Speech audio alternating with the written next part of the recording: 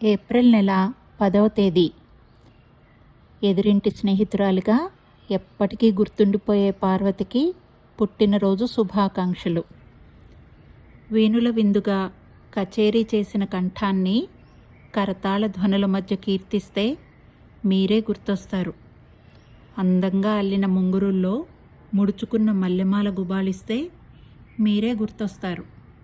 జడకిరువైపులా జుముకీల జవహరీలతో జవ్వనుల చెవులు జిగేలు మనిపిస్తే మీరే గుర్తొస్తారు. సువాసనల సేమ్యా పాయసాలు పంతులుగారు ప్రసాదమని పంచుతూ వస్తే మీరే గుర్తొస్తారు.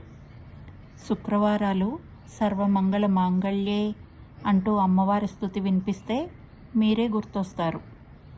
పాపిట మధ్యలో తిరుచూర్ణంతో పడతులు పండు తాంబూలానికి పిలిస్తే మీరే గుర్తొస్తారు.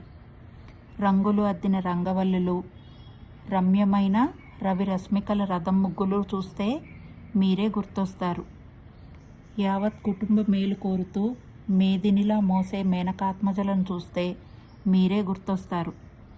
హిందీ శబ్దకోష్లా పాఠశాల ప్రార్థనకి పిల్లల్ని సిద్ధం చేసే పండితుల్ని చూస్తే కూడా మీరే గుర్తొస్తారు పార్వతి.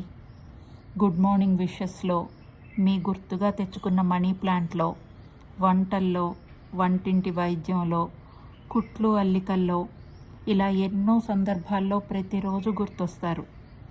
పండుగలు, ప్రత్యేక రోజుల్లో మరింత గుర్తొస్తారు.